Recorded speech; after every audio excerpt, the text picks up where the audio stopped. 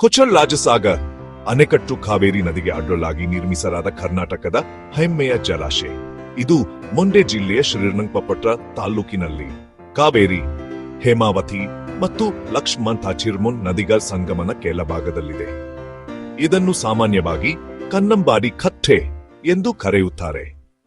ಕೊಚ್ಚಟ್ಟು ರಾಜಸಾಗರ್ ಅಣೆಕಟ್ಟಿನ ನಿರ್ಮಾಣ ಯೋಜನೆ ಮೈಸೂರು ಸಂಸ್ಥಾನ ನಾಲ್ವಡಿ ಕೃಷ್ಣರಾಜ ಒಡೆಯರ್ ಅವರ ಆಳ್ವಿಕೆಯಲ್ಲಿ 1813ರಲ್ಲಿ ಪ್ರಾರಂಭವಾಯಿತು. ಮಹಾರಾಜ ದೂರದೃಷ್ಟಿ ಮತ್ತು ಆಗಿನ ದಿವಾನರಾಗಿದ್ದ ಸರ್ಜನ್ ವಿಶ್ವೇಶ್ವರಯ್ಯ ಅವರ ಎಂಜಿನಿಯರಿಂಗ್ ಕೌಶಲ್ಯದ ಫಲವಾಗಿ ಅಣೆಕಟ್ಟು ರೂಪುಗೊಂಡಿತು.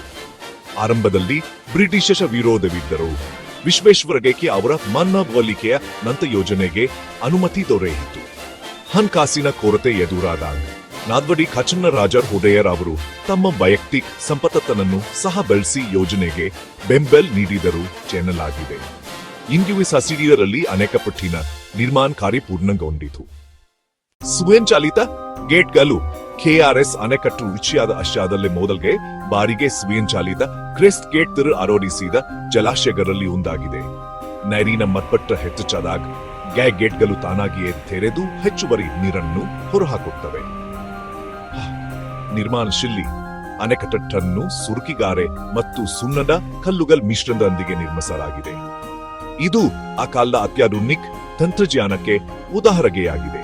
ಅಳತೆಗಳು ಅಣೆಕಟ್ಟು ಪಾರ್ಟ್ಸೈನ್ ನುಪ್ಪೈಗಾರಿ ಈಚನ್ ನುಪ್ಪೆನಿ ದೊಡ್ಡಬಿತ್ತು ಅಡಿ ಉಮ್ಮೆತ್ತರವಿದೆ.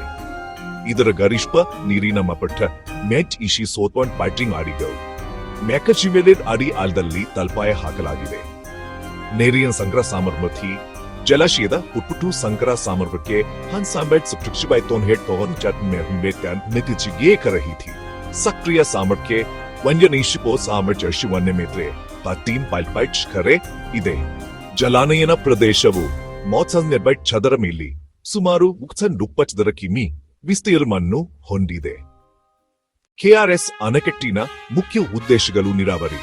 ಮೈಸೂರು ಮತ್ತು ಮಂಡ್ಯ ಜಿಲ್ಲೆಗಳ ಲಕ್ಷಾಂತರ ಎಕರೆ ಕಚ್ಚಿ ಭೂಮಿಗೆ ನೀರು ಒದಗಿಸುವುದು.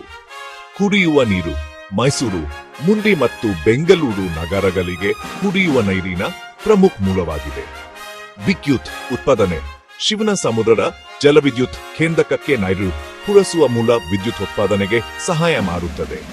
ಅಣೆಕಟ್ಟೆಯಿಂದ ವಿಶ್ವೇಶ್ವರಯ್ಯ ನಾಲೆ ಫುಟ್ರಹ್ಮ, ಬದಂಡೆ ನಾಲೆ, ಕೋಶಿಬಿಕ್ಮ ಮತ್ತು ಎಡದಂಡೆ ನಾಲೆ ಎಕ್ಸಿ ಸೇರಿದಂತೆ ಹಲವು ನಾಲೆಗಳು ಲಕ್ಷಾಂತರ ಎಕರೆ ಭೂಮಿಗೆ ನಿರ್ಮಿಸಿ ರೈತರ ಜೀವನಾಡಿಯಾಗಿವೆ. ಅಣೆಕಟ್ಟಿಗೆ ಹೊಂದಿಕೊಂಡಂತೆ ಬೃಂದಾವನ ಉದ್ಯಾನವನವನ್ನು ಬ್ರಿಂದವ್ ಗಾರ್ಡನ್ಸ್ ನಿರ್ಮಿಸಲಾಗಿದೆ. ಮೈಸೂರಿನ ದಿವಾನರಾಗಿದ್ದ ಸರ್ ಮಿರ್ಜಾ ಇಸ್ಮಾಯಿಲ್ ಅವರ ಪರಿಕಲ್ಪನೆಯಲ್ಲಿ ಎನ್ಕಾಮ್ದಕ್ ಈಸ್ ಸೆಟ್ ಇಂಕ್ವೈಸ್ ಹೈಚಿ ಅವಧಿಯಲ್ಲಿ ನಿರ್ಮಿಸಾರ ಉದ್ಯಾನವನವು ಕರ್ನಾಟಕದ ಪ್ರಮುಖ ಪ್ರವಾಸಿ ತಾಣಗಳಲ್ಲಿ ಒಂದಾಗಿದೆ. ಇಲ್ಲಿನ ಸಂಗೂತ್ ಕಾರಂಜಿ, ವಿವಿಧ ಬಗೆಯ ಹೂವುಗಳು ಮತ್ತು ದೋಣಿ ವಿಹಾರ ಪ್ರವಾಸಿಗರನ್ನು ಆಕರ್ಷಿಸುತ್ತವೆ. ಇದನ್ನು ಪ್ರಸ್ತುತ ಕಾವೇರಿ ನೀರಾವರಿ ನಿಗಮ ನಿಯಮಿತ ನಿರ್ವಹಿಸುತ್ತಿದೆ. ಸರ್ಕಾರವು ಇತ್ತೀಚೆಗೆ ಬೃಂದಾವನ ಉದ್ಯಾನವನವನ್ನು ಡಿಸ್ನಿಲ್ಯಾಂಡ್ ಮಾದರಿಯಲ್ಲಿ ಅಭಿವೃದ್ಧಿಪಡಿಸುವ ಯೋಜನೆಯನ್ನು ಅನುಮೋದಿಸಿದೆ. ಇದರಲ್ಲಿ ಕಾವೇರಿ ಮಾತೆಯ ಬೃಹತ್ ಪ್ರತಿಮೆ ಮತ್ತು ಇತರ ಆಧುನಿಕ ಸಂಲಗ್ನಗಳು ಸೇರಿವೆ.